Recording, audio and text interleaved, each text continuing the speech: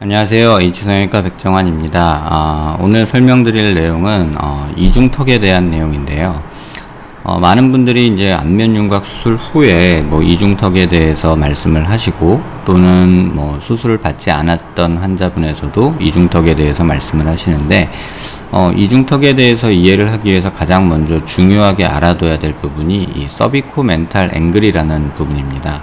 그러니까 서빅스라는 게 이제 목이라는 뜻, 서빅스라는 게 라틴어로 목이라는 뜻이고요. 멘툼이라는 게 이제 턱 끝을 주로 이제 저희가 해부학적 용어로 하는 라틴어인데요.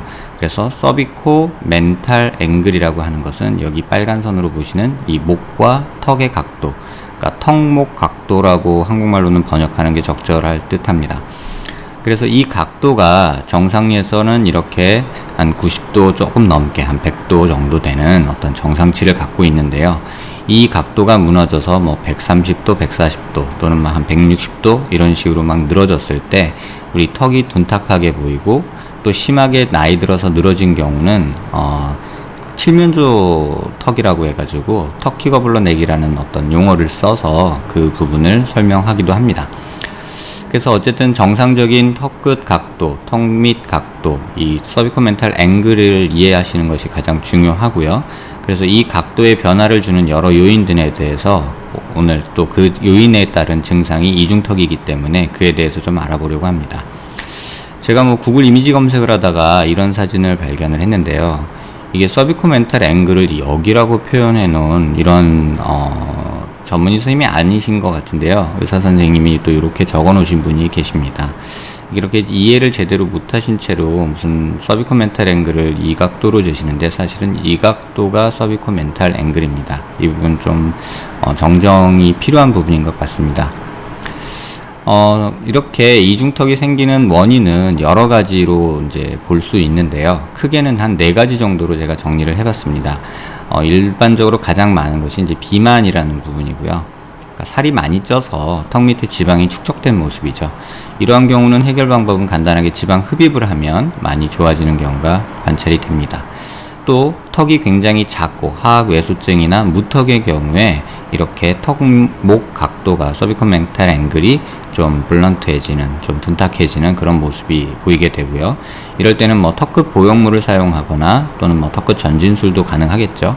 이렇게 해서 턱의 길이를 좀 늘려주면 이 턱목 각도가 서비코멘탈 앵글이 좋아지면서 이중턱이 해결되는 그런 모습도 보게 됩니다.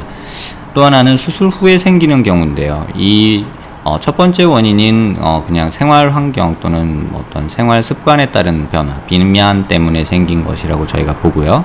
그 다음에 무턱은 이건 선천적인 원인이라고 볼 수 있고요. 이 수술로 인한 변화로는 대표적으로 턱끝 축소술이나 또는 턱끝 후진술 이런 것들을 받았을 때 턱끝이 짧아지면서 남는 살들이 그 턱 밑으로 이렇게 처지면서 이렇게 턱끝이 좀 뭉툭해지는, 그러니까 목이 이중턱이 생기는 그런 모습을 관찰할 수 있습니다. 이럴 때는 해결 방법은 턱끝을 전진하거나 또는 턱끝 길이 연장을 하는 것이 도움이 되는 경우가 많습니다.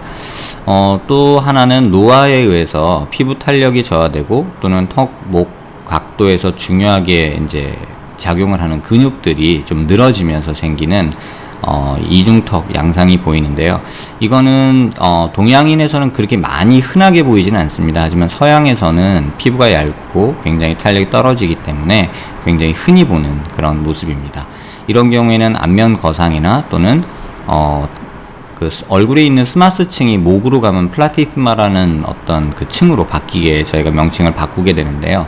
얼굴에 있는 스마스가 목에 있는 플라티스마라는 어떤 그런 조직으로 저희가 명칭을 바꾸는데, 이런 플라티스마 조직이 약간 늘어지면서 그렇게 생기는 증상이기 때문에 또 플라티스마를 이렇게 묶어주는 그런 수술을 하게 됩니다. 크게는 이렇게 4가지로 제가 구분을 해봤는데요. 각각에 대해서 조금 또 설명드리도록 하겠습니다. 지금 여기 왼쪽에 보이는 게 이제 서양인에서 흔히 보이는 이제 터키 거블러넥이라고 그래가지고 칠면조목이라고 그러죠. 그러니까 살이 망창 늘어지면서 이렇게 흔들리는, 마치 닭벼슬처럼 이렇게 흔들리는 칠면조 생각하시면 아마 가장 정확하실 것 같고요. 그래서 이렇게 턱목 각도가 서비코멘탈 앵글이 무너지게 되는데, 정상적으로 이렇게 조금 만드는 이런 작업을 저희가 이제 알아보려고 합니다. 이런 것들을 먼저 알아보기 전에 이제 서양 그림인데요. 이 부분은 이제 노화에 의한 변화를 주로 설명을 해주고 있는데, 이렇게 피부가, 목 피부도 늘어져서 이렇게 그냥 가만히 얼굴 표정을 짓지 않았을 때도 주름이 가는 현상이 보이고요. 또 옆에서 보면 이런 피부 주름, 목주름이라고 흔히들 말하죠. 이런 모습들이 생기게 되는 것이 이제 노화에 의한 이제 이중턱 얘기입니다. 하지만 이렇게 턱을, 입꼬리를 내리면서 목에 힘을 주게 되면은 이렇게 밴드 같은 것이 살짝 보이게 되는데요. 이게 이제 플라티스마라는 근육입니다. 이제 얼굴 신경의 가장 밑에 근육이 이제 신경 가지가 이 근육을 수축하게 하는데, 그랬을 때 이렇게 플라티스마가 이렇게 벌어진 양상을 이제 보이게 되는 게 조금 더 일반적입니다. 그래서 이렇게 옆모습에서 봤을 때도 이렇게 벌어지게 되고요. 그래서 여기서 이렇게 밴드 양상으로 이렇게 나타나는 모습을 볼 수 있습니다. 이렇게 입을, 꼬리를 내려서 좀 표정을 지었을 때 이렇게 되게 되죠. 그래서 가만히 표정을 짓지 않고 있을 때 이렇게 꼬집어 보면 단순히 이제 피하 지방과 그 다음에 플라티스마 밑에 있는 이런 지방을 이렇게 측정하는, 그러니까 검사하는, 진단하는 어떤 과정이고요. 또 이렇게 목에 힘을 줬을 때는 플라티스마가 수축을 했기 때문에 플라티스마 밑에 있는 지방은 만져지지 않고 이렇게 서브큐, 피하 지방만 두께를 평가하는 이런 방법입니다. 그래서 이건 진단 시에 필요한 부분이고요. 그 다음에 이 밑에 구조는 턱 밑에 보면은 설골하고 연결된 이런 여러 근육들이 있습니다. 영어로는 마우스 플로어라고 해서 입안 바닥, 그러니까 우리가 혓바닥 밑에서 이렇게 턱 밑을 받쳐주는 이런 근육들인데요. 이 옆으로 이렇게 가로로 이렇게 있는 근육들이 이제 마일로 하이오이드라고 해서 사각턱의 안쪽 면과 이렇게 설골하고 연결된, 하이오이드 본하고 연결된 이렇게 근육이 있고요. 또 다이가스트릭 머슬이라고 해서 턱 끝하고 이렇게 설골하고 또 연결된 이런 근육이 이제 있게 됩니다. 이 옆에서 보면은 이제 마일로 하이오이드 머슬이 이렇게 있게 되고 침샘이 있게 되고요. 또 다이가스트릭 머슬이 이렇게 그 밑에 턱 끝에 연결이 돼서 설골에 붙게 되죠. 그래서 중요한 게 이 마일로 하이오이드 머슬하고 이제 그 다이가스트릭 머슬이 이 턱목 각도를 이게 단단하게 붙잡아주면 안에서 가장 깊은 부분에서 턱목 각도를 좀 잘 유지시켜주는 이런 중요한 구조가 되겠죠. 그래서 이걸 조금 옆면에서 보시면 사각턱의 안쪽 면에서 이렇게 근육이 시작이 돼서 이렇게 밴드 중간에 하나를 만들고 설골하고 붙어서 이 마우스 플로어를 만들게 되고요. 그 다음에 다이가스트릭 머슬이 턱 끝에 이렇게 붙어서 또 설골하고 붙어서 마우스 플로어를 결정하게 되죠. 이건 추후에 제가 다시 설명드리도록 하겠습니다. 그래서 이걸 단면으로 보면 이렇게 플라티스마라는 층이 이렇게 있고요. 이렇게 침샘이 있고 마우스 플로어를 구성하는 다이가스트릭 머슬하고 마일로 하이오이드 머슬이 이렇게 분포를 하게 됩니다. 조금 자세하게 보시면은 이건 이제 그 아나토미 책에서 거의 교과서 바이블로 취급하는 그레이 아나토미에 나오는 책인데요.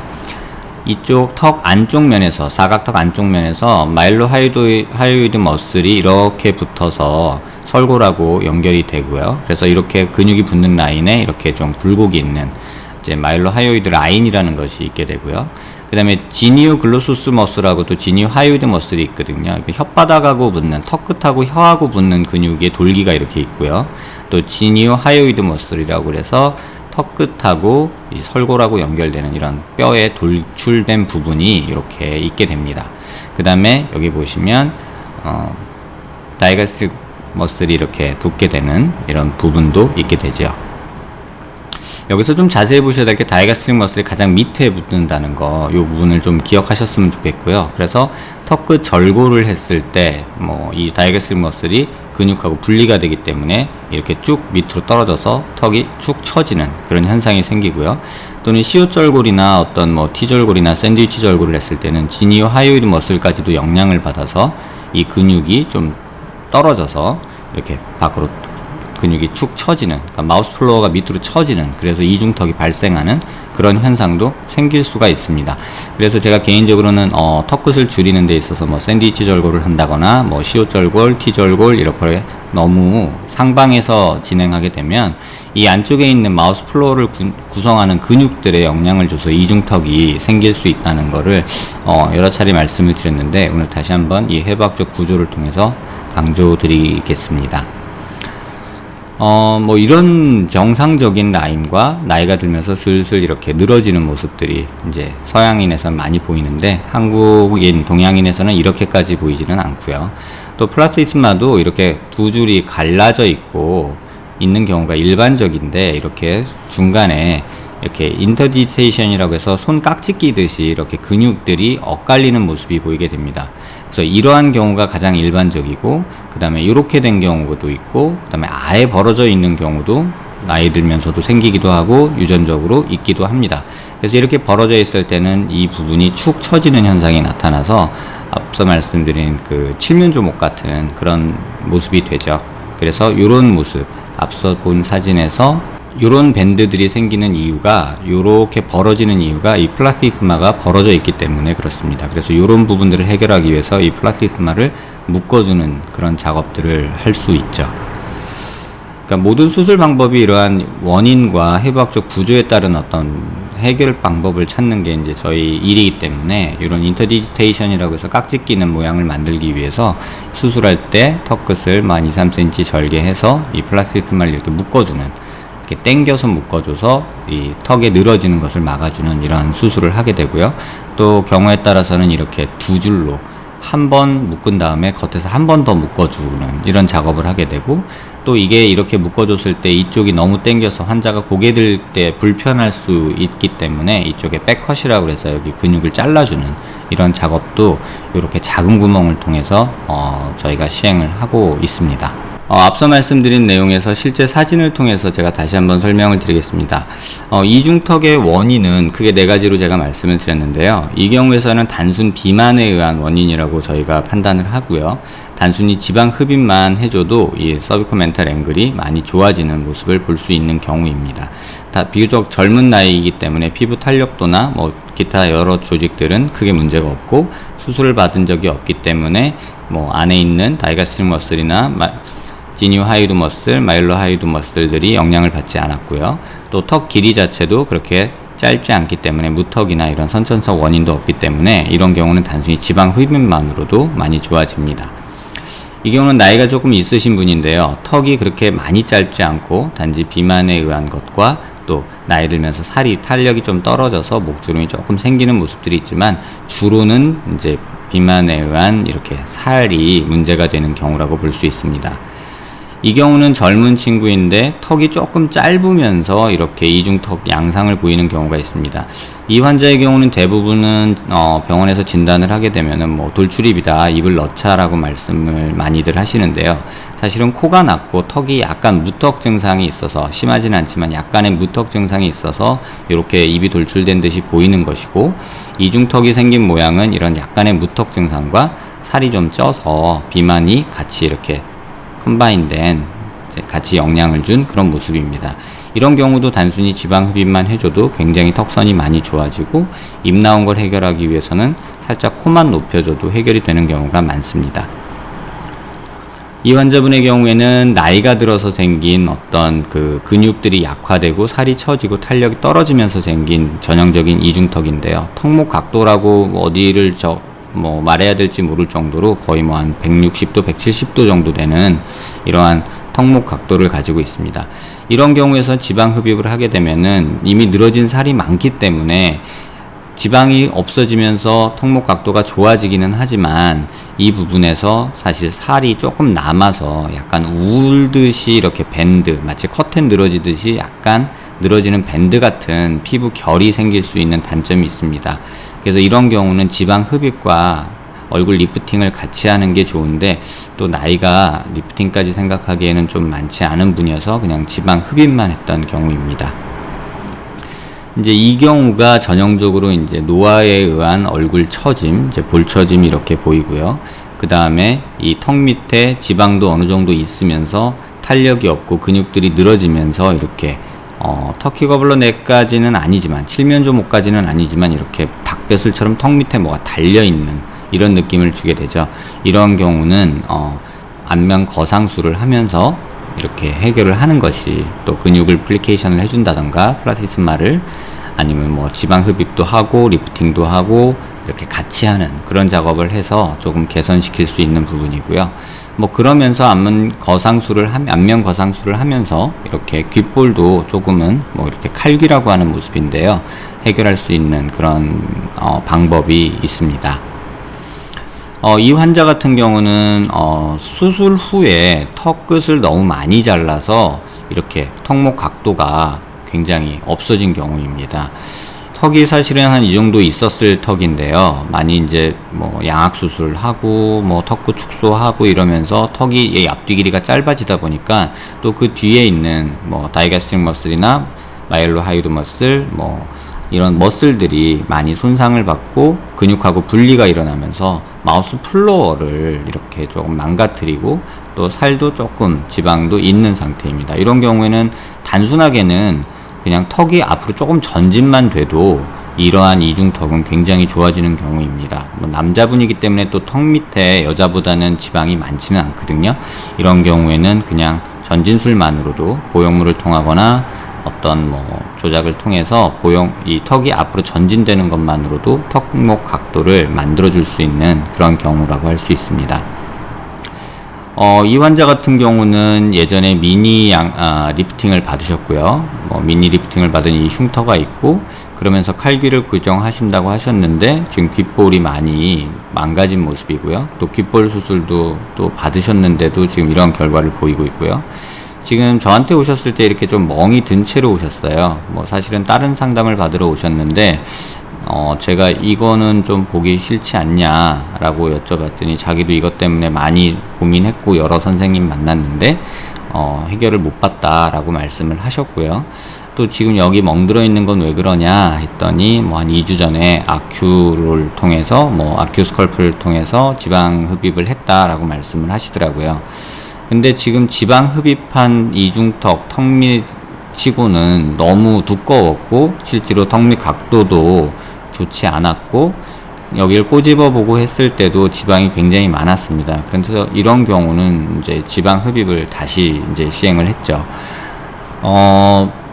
이 어떤 그 광고 글이나 온라인상에서 이중턱을 검색해 보시면 아마 많이들 보실 텐데, 어떤 장비, 아큐스컬프니 또 다른 어떤 장비, 또 실로 리프팅을 해서 없앤다, 또는 주사로 없앤다, 이런 여러 가지 아마 방법에 대한 논리는 굉장히 많이 온라인상에 존재하는 것 같습니다.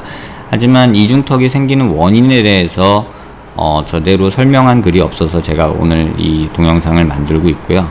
이 환자분 같은 경우는 지방 흡입을 제대로 해주면 굉장히 좋은 효과를 볼 수 있는 경우입니다. 그래서 이런 경우는 지방 흡입을 조금 정성 들여서 해준다면 굉장히 많이 효과를 볼 수 있는 경우여서 제가 재수술을 권하면서 이 귓볼도 조금 정상적으로 만들기를 권했던 환자분입니다.